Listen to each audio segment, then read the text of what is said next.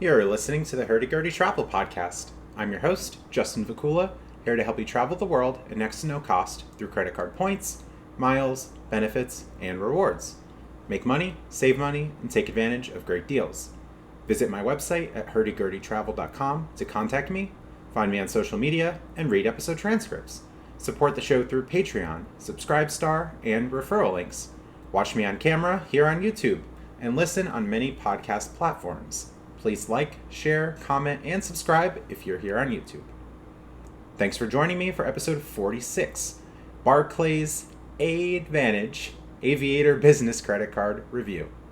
75,000 American Airlines miles, free checked bags, and much more for a small annual fee of $95, making this card a winner for business owners. My August 2020 credit card approvals continue. More wins in addition to the Bank of America Premium Rewards Card, Discover It, Hilton Surpass, and US Bank Altitude Reserve Card. And I still have some pending applications. One of the first cards in my recent application spree or Aparama, and one of the best I applied for, is the subject of this video. 6 months have passed since I last applied for a Barclays credit card, the JetBlue Business Card. So August was a great time to roll the dice once again and apply, since Barclays may deny those who apply for more than one Barclays card in 6 months. I'm always looking to work on new sign-up bonuses, spending goals, and add more credit cards to my portfolio for more points boosts, savings, cashback offers, and much more. Why stop when there is so much to gain? Just wait a few months between your application sprees. The biggest win with this card, as you might guess since it's a common theme on my episodes, is the sign-up bonus of 75,000 American Airlines miles for spending only $1,000 in 90 days after your approval and making one purchase on a free employee card. In addition to the sign-up bonus, you get a free checked bag for you and up to 4 companions during domestic travels. Not bad, especially if you're traveling with 2 bags, including luggage for an overhead bin.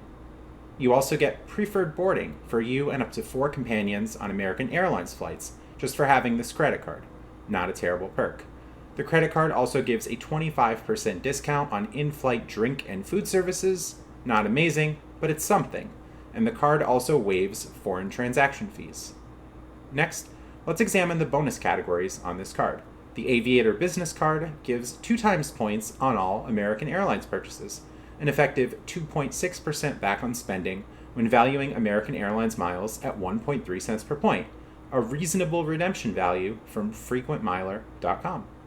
This 2 times points on American Airlines spend is less and less exciting, though, when one has other cards, especially those offering higher multipliers and transferable points like Chase Ultimate Rewards and American Express membership rewards.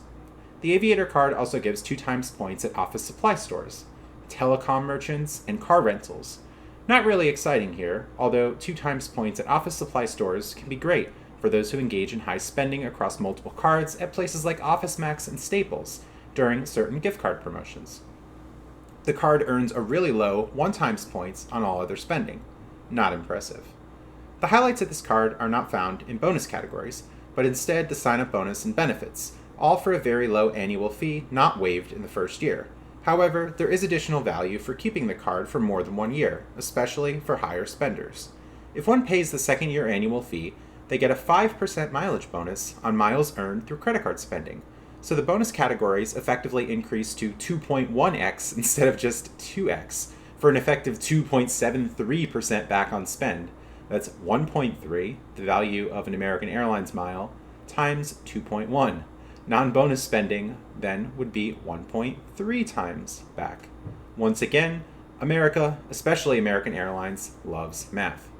Spending $25,000 in a calendar year gives progress towards status with American Airlines, 3,000 elite qualifying dollars or EQDs. I'm generally not a person who pursues airline status since I've only done it once with Delta, when a card I had gave bonus miles and progress towards status for high spending, a return that turned out to be a little bit better than 2%. Spending for status might make sense for some, especially frequent American Airlines flyers. A $25,000 spend goal may be worth it though, especially since there's an extra bonus on the card after $25,000 in spend. Paying the second-year annual fee and spending $30,000 on the card in a card member year, that's 12 months after approval, not a calendar year, an important detail, at least to me. That also gives you a companion certificate. Pay $95 plus taxes and fees for a companion to join you on a round-trip domestic American Airlines flight. Terms, of course, apply. See them here in the video, but be sure to read the fine print because Hawaii and Alaska might be excluded. This perk is okay, especially for high spenders, but low spenders would probably be better off placing spending on other cards for many reasons, including the fact that non-bonus spend on this card only gives 1 mile per dollar spent.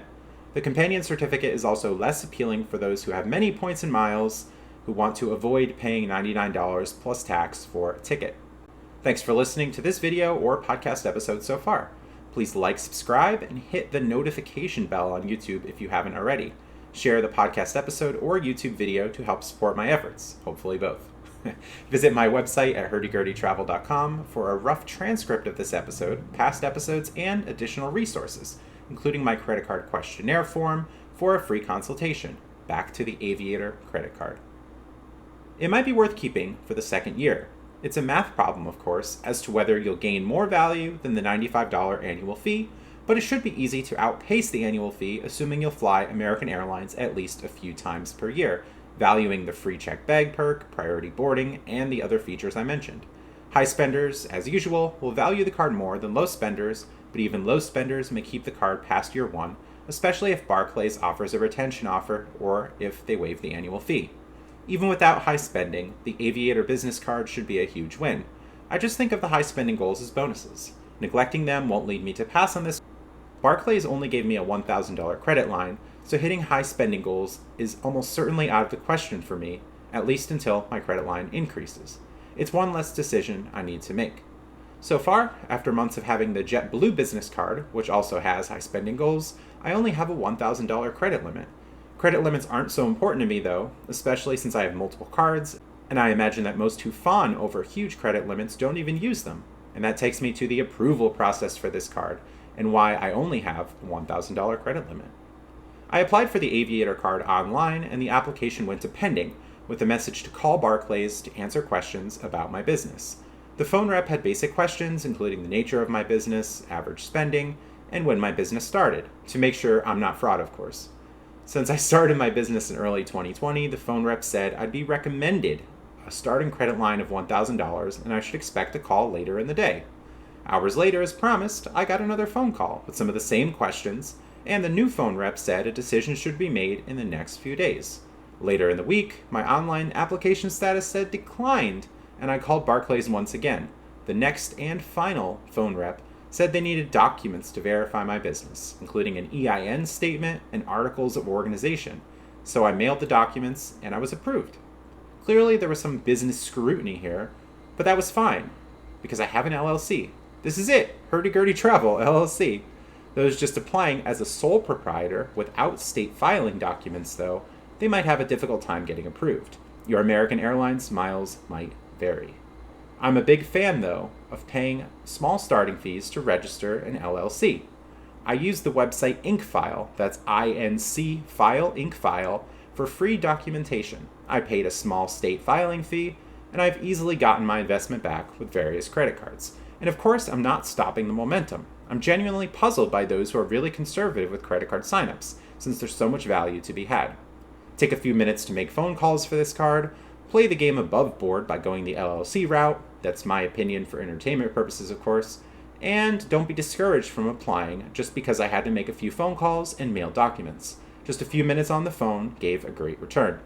Another note on approval. Barclays might decline applicants who have opened 6 or more cards appearing on one's personal credit report in the last 24 months. Barclays has a 624 rule, similar to Chase's 524 rule. However, I'm well past 524, and I was approved.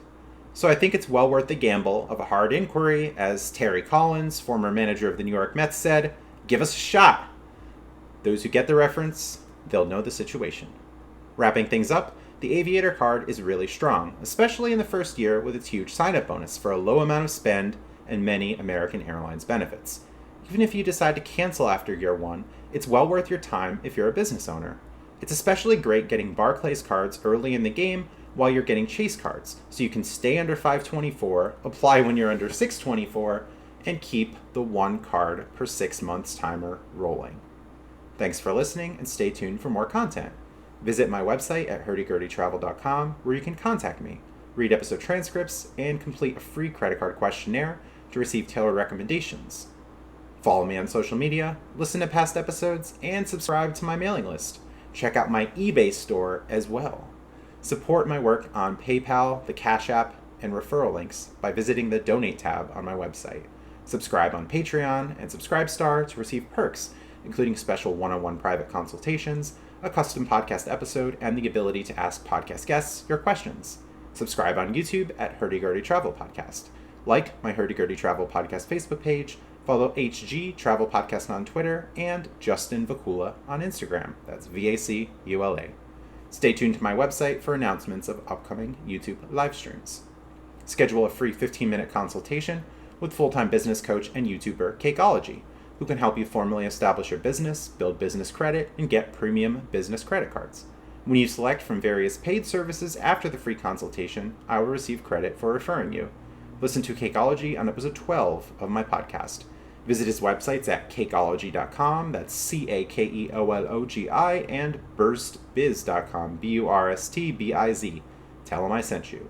Email him, youtube@cakeology.com. Visit my other podcast at stoicsolutionspodcast.com, that's STOIC, where you can find practical wisdom for everyday life inspired by the ancient philosophers of Greece and Rome. Thanks to generous patrons and fans of this podcast who help support my work. Have a great day.